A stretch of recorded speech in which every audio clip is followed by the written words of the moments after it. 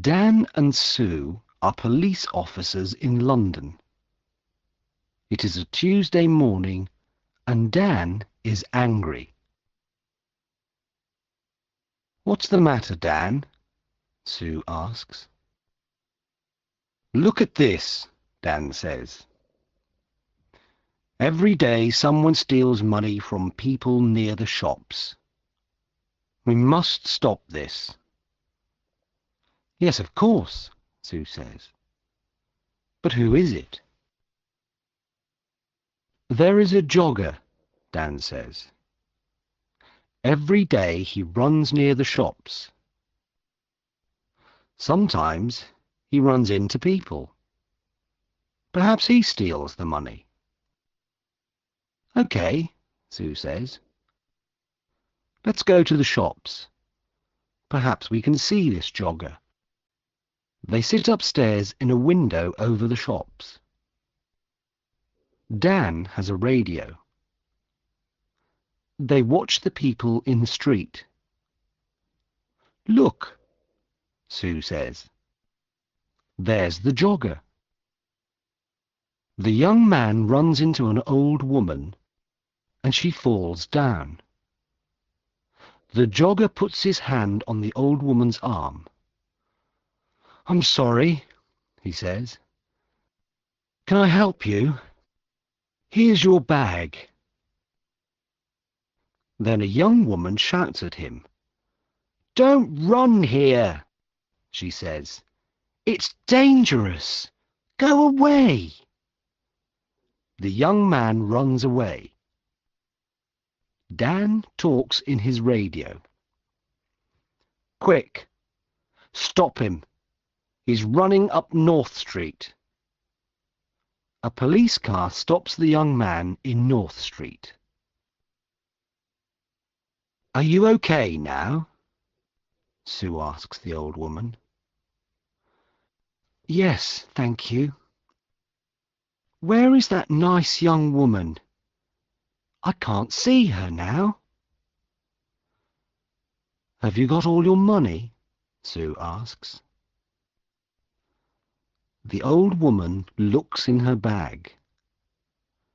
"No, I haven't. My money's in my purse. But my purse isn't here." "Okay, Sue," Dan says. "Let's talk to the jogger." "Who are you?" Sue asks the young man. "My name's Peter Jones. Why? Who are you?" "We're police officers." "Why do you go running past the shops every day?" "Why not? I like running."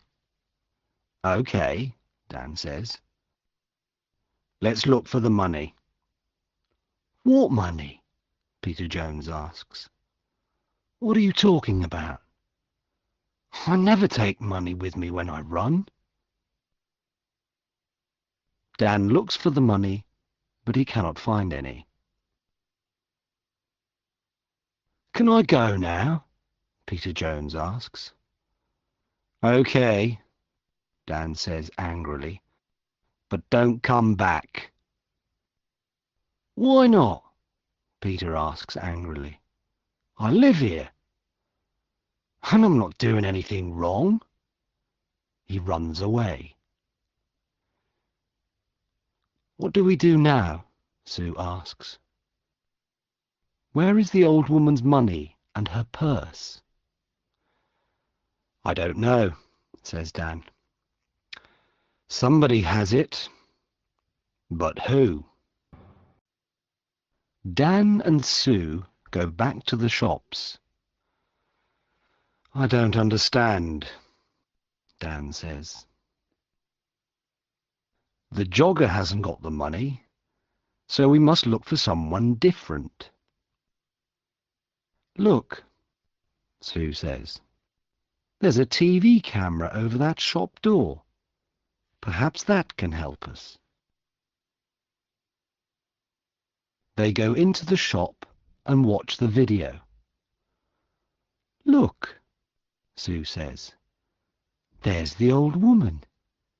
She's getting money from the bank and putting it into her purse. Now she's putting the purse into the bag. Stop the video there, says Dan. Now, look carefully. Is anybody watching her? There are a lot of people in the street, Sue says. I'm not sure. Is it that man with the long hair? Perhaps, says Dan. Let's go on. What happens next? They watch the video. The jogger runs into the old lady. He stops and helps her. She shouts at him and he runs away. Then a lot of people come and help the old lady. Look, Sue says. The long-haired man has her arm. Yes, but that woman has her bag, Dan says.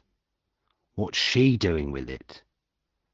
Oh, I can't see. There's a man in front of her. Listen, I have an idea, Dan says. You go to the bank tomorrow and take some money out. Why is that a good idea? Sue asks. Because we can watch you, Dan answers. Get a lot of money from the bank and let everybody in the street see it. Take a radio too, so you can talk to me. Okay, Sue says. We can do that tomorrow morning then. Next day, Sue goes to the bank. Dan is watching with another policeman, Jim. They have radios. I'm getting the money now, Sue says. That's good, Sue, Dan says on his radio. Now let everybody see it. Sue drops the money near her feet. People in the street look at her. Look, there's the man with the long hair, Jim says. He's picking up the money. Shall I arrest him? No, wait, Dan says. Watch. The man picks up the money and gives it to Sue. Here you are, he says. That's a lot of money. Be careful. Thanks, Sue says. That's okay. The man smiles and walks away. Have you got all the money, Sue? Dan asks by radio. Yes, it's all here, Sue says. What can I do now? Buy some things in the shops and then walk slowly down the street, Dan says. We're watching you. Sue buys some apples, milk, and bread. Then she walks slowly down the street. Dan and Jim watch her go. Is anybody following me? Sue asks. No, Dan says. There's a woman with a baby, that's all. Don't follow me, Sue says into the radio. Nobody must see you. I'm turning right into Smith Street. Now I'm turning left into Peg Lane. The woman with the baby is following me. I'm turning right into Dale Avenue. Are there lots of people about? Dan asks. No, It's very quiet. Nothing is happening.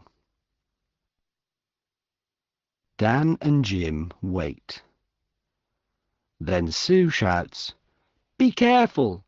Oh, help me! Quick! Help!" The jogger, Peter Jones, runs into Sue and she falls over. There are apples, milk and bread everywhere.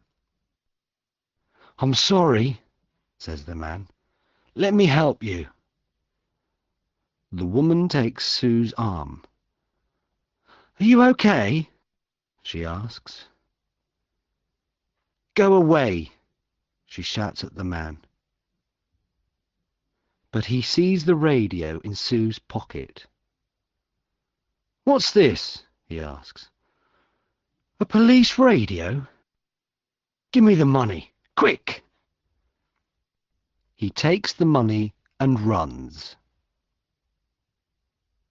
The woman wants to run after him, but Sue holds her.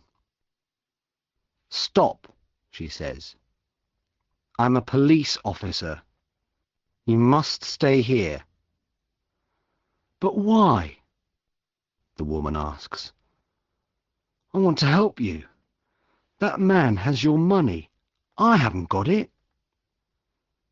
"Is he your friend?" Sue asks. "Where does he live?" "I don't know," the woman says. "I don't know him." "Who are you?" Sue asks. "Where do you live?" "Linda.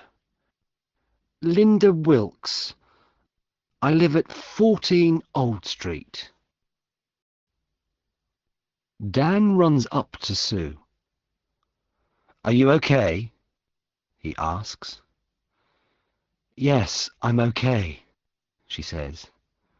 "Go on, Dan. Run." Sue calls a police car on her radio. Dan runs after Peter Jones. "Jim, he's turning left into Dock Lane," he shouts. "Can you see him?" "I can see him, but he's running very fast," Jim says.